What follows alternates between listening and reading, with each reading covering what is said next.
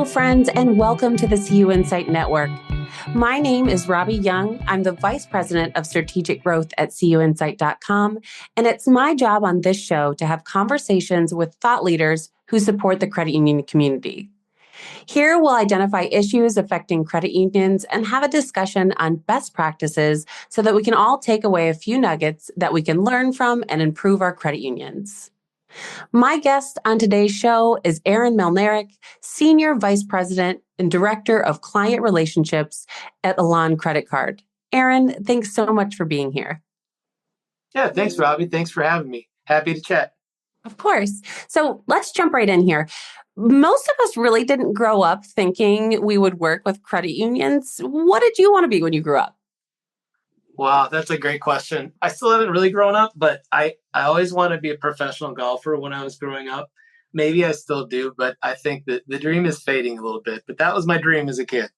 I like that. And I think I don't know much about golf, but I think the dream is still alive. It is. Unfortunately, I'm in a northern climate, so my season is rapidly coming to an end. But that's what simulators are for and putting greens and all that good stuff. There you go. What was the journey like to your current role as Senior Vice President of Director of Client Relationships at Elan Credit Card? Oh, wow. A long kind of winding path. I started in a week. It'll be 23 years. And I grew up in Wisconsin. I moved to California to work in a campus banking and workplace banking environment. After that, I joined Elan, where I've been for about 20 years. I started working on a team that did implementations of new credit card programs. Great opportunity to learn how payments work, how cards work, how programs get built, how partnerships get built. And then I was asked to be an account executive and worked with small financial institutions to start, then larger ones. Then I got to manage people, and now I manage really the entire client relationship team. So kind of a long path, but I've learned a lot along the way and really have enjoyed it. That's awesome. Can you tell us a little bit more about Elan Credit Card and where and how does it add value to the credit unions? For sure. The card program has been around. The Elan Credit Card program has been around for over 50 years. I think most importantly, we're providing great benefits for membership, right? Our card program benefits really both our partner credit unions and their members. The credit union partners get to offer world-class products, great digital experiences to their membership. But the important thing is, at least with Elan, we really focus on being the brand behind the brand.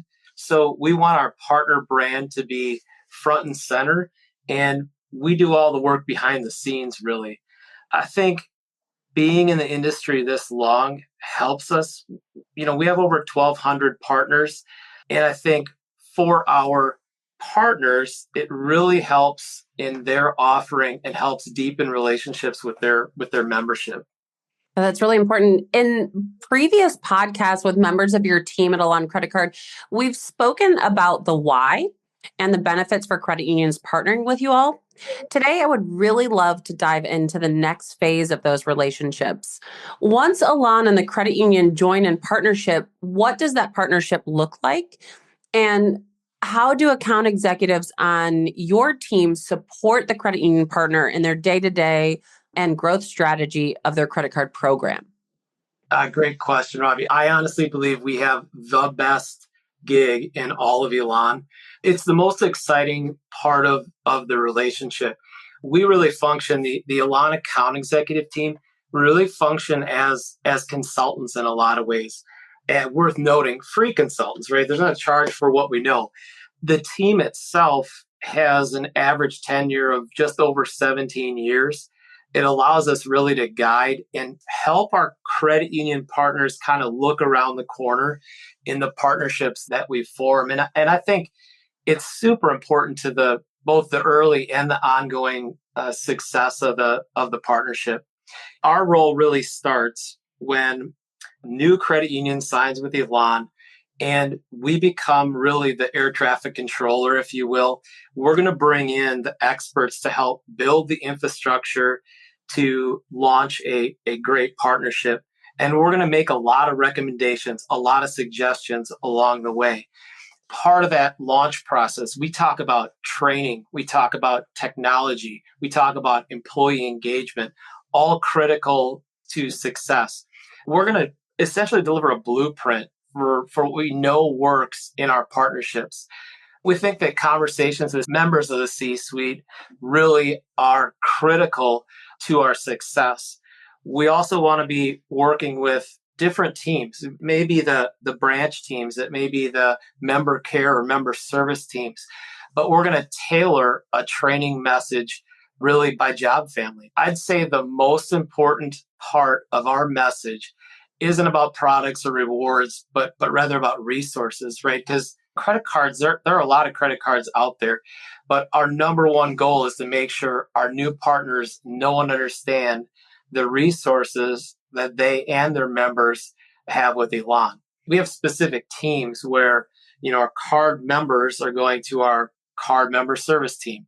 But as important, really, are employee resources, members of client management team, Elan Account Executive, direct dial to underwriting. We have a team called Relationship Support that member advisors, member bankers can provide guidance and help their membership through any card-related issues that might come up. Once that program is up and running, meaning we're able to begin issuing cards to a credit union's membership base, we really move to a consultant and advocate role. We're going to work with a credit union partner to ensure we build a plan to grow the partnership and review results. We often talk about training as just something that happens at the beginning of the partnership. But I always share the haircut analogy, right? We don't just get our haircut once and then never get our haircut again, or most of us don't, right? We're pretty regular. Training is one of those things that's ongoing. We often talk about continuing education and how important it is. But then we go in every quarter and we're going to talk about results of the program. What's working? What's not? What does the next 6, 12, 18, 24 months look like within the partnership? So it's really an ongoing partnership and development of the program. We just had Halloween go by, and this is something we talk about as well. A lot of people, they hear things like a conversion, right? We talk to partners all the time about what a conversion is and isn't, and it can be scary. Elan gets that. We have a team that is dedicated to nothing but conversions, and we completed thousands of them just over my tenure, for example. But part of the account executive's role when it comes to a conversion is, I always call it like a ride along. They're going to make sure that everything is going smoothly and all the parts of the puzzle are fitting together to ensure really everything goes smoothly and the partnership continues on a great trajectory. Yeah, that definitely takes a lot of the fear out of those conversions. Supporting members with the ability to provide ongoing service to them is very important for credit unions. Can you share with our listeners how the dynamics of member service and other logistical pieces of the card program works when in partnership with Elan Credit Card? Yeah, I would say first, I talked a little bit about training and the difference in message, right? Because there are varying messages and audiences within all of our credit union partners. But no matter the audience, it's critical to partnership success. We take a holistic approach to servicing with education of both bankers and card members. I'll give you an example. I talked about the employee perspective a little bit. We use what's called the Client Resource Center. It is the conduit into Elan in the digital space. But those employees also have direct dial access to their account executive, to underwriting, to relationship support. Those are hugely important to have that direct access into the working teams within Elan. When it comes to members, card members, the mobile app is hugely important. We just got through a really big investment in tearing down and completely rebuilding that mobile app. What we will say, and I say we, account executives would say to existing and new credit union partners, is really think about things like single sign-on. We have an easy to plug in single sign-on where it really is seamless for member of the credit union and card member with Elan. Many of our partners also pull in and ingest our APIs. So, that is hugely helpful in keeping member in the credit union's digital ecosystem as long as possible, right? And they can do nearly everything, including payments, with the use of APIs. From there, it's more basic things like card member service, right? We have teams in Fargo, North Dakota. So occasionally you're going to get a hey there or a yeah, hey, but great team to work with 24 hours a day, 7 days a week, 365 days a year. So back to your question about supporting membership, it truly starts with educating and keeping educated employees of our credit union partners. So I think it's critical that we really are up on the resources that are available and knowing that there's real people behind it. Because I think sometimes we think of call centers or we think of digital access. And I don't know, I always think about what would my parents think? My parents are 83 years old. What would they think? They want to talk to a human. And we have that at every step of the journey, a real person that a card member can speak with. I think that's hugely important. Yeah, that's great insight. And thank you for the clarity there. In a competitive market, scalability in terms of products and reward programs, as well as enhancing technology and digital capabilities, can really be a game changer in terms of competitive advantage for credit unions. As we look into the future, what is Elan Credit Card's focus on the road ahead? Technology, technology, technology. Robbie, that's the easiest way to say it. The last year's been really exciting for Elan partners. We've migrated to a brand new servicing platform, and it's an award-winning platform. We've migrated our partners to a new application platform.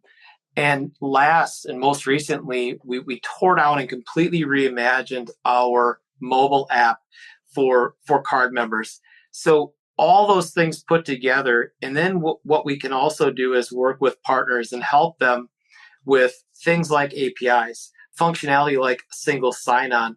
And those are hugely important for member experience, card member experience. And the best part is we're bringing those resources and technology to and for our partners as we grow the partnership. We launched more on the card level. This year, we've launched a solution called Card Extend Pay. So you've heard of point of sale installment lending and mobile wallets. Those are all part of our partnership.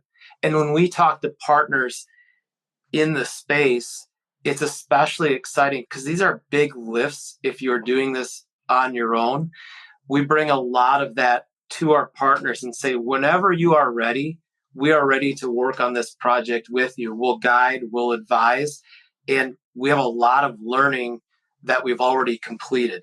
So that kind of gets back to that consulting role where we're going to bring experts as the client management team and bring a lot of resources to help partners make and create the exact experience they want for their members.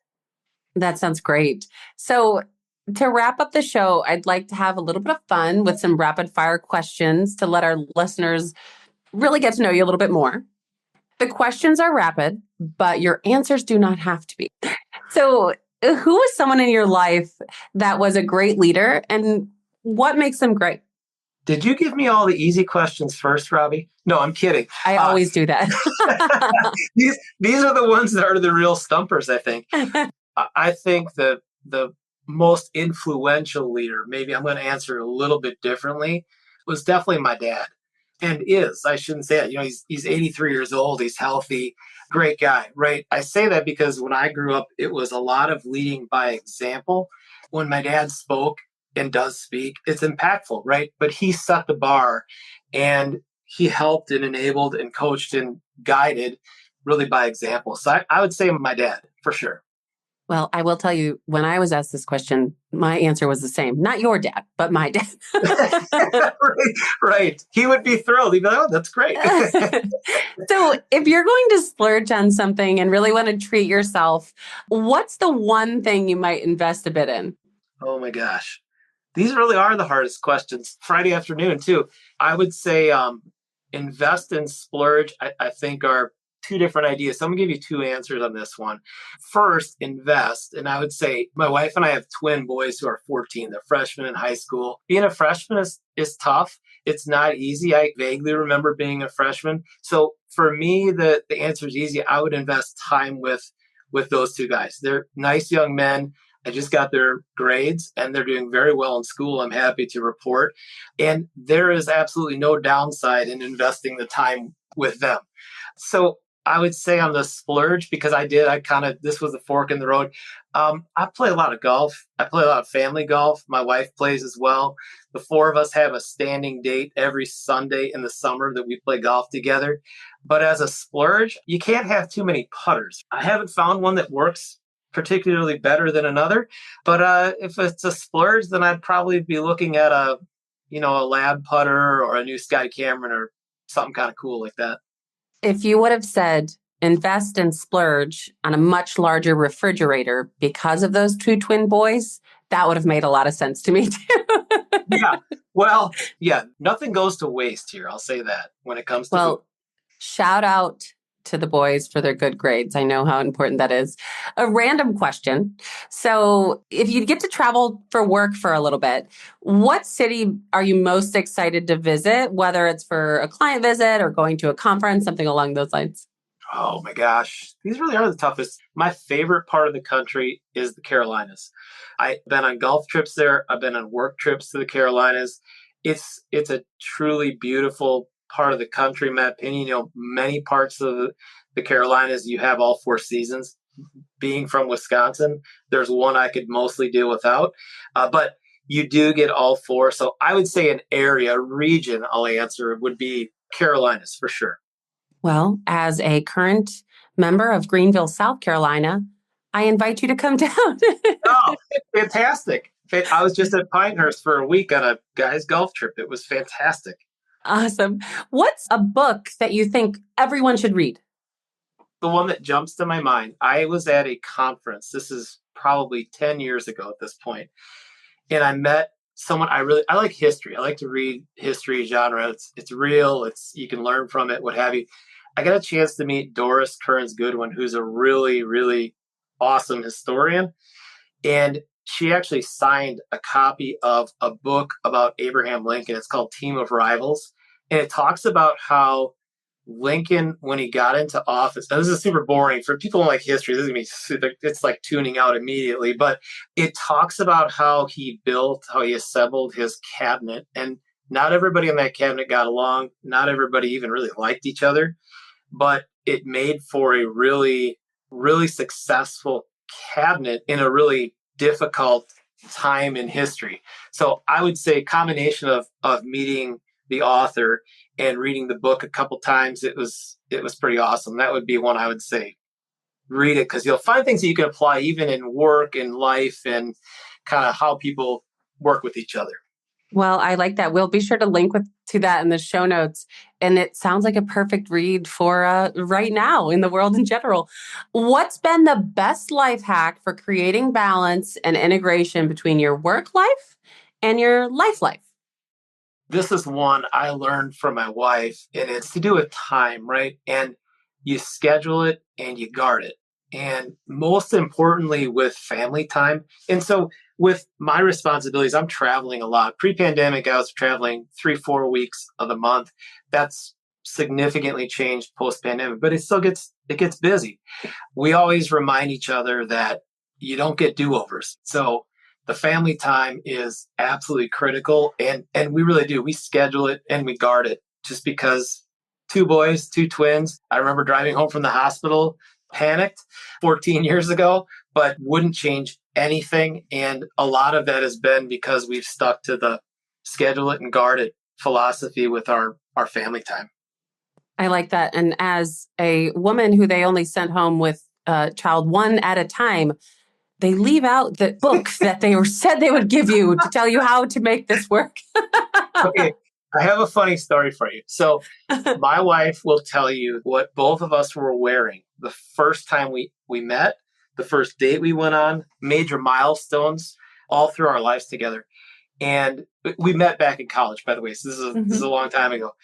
I don't remember the clothes. I don't remember what we ate. I can tell you exactly what I was wearing and what she was wearing the day we left the hospital. I can tell you every minute of that day because I was pretty nervous. I also didn't get a book. So it was learning on the fly for sure. Well, we'll have to find whoever's passing out those user manuals. So we'll be sure to link to everything we talked about today in the show notes. My last question for you is, do you have any final thoughts you'd like to share or asks of our listeners? First, thank you very much. I really appreciate what you do on the podcast. I appreciate the opportunity to chat with you and your audience. For the credit union teams that are listening, Elan is here to help and really help you build a really successful program, or to take the existing program and help with that as well. If you have any questions about our program, our technology, or you just want to talk more about how we do business, how we think about partnerships, how we think about payments industry, please do reach out. We're happy to be a resource and would love to chat. So really, thank you, Robbie. I really appreciate the time today. Of course, thank you so much. And we'll be sure to how to get in contact with you and link all that information in the show notes. Thank you again, Aaron, for the show. Stay well. And thank you all for listening today and tuning in to the CUInsight Network podcast. We'll be back again next time.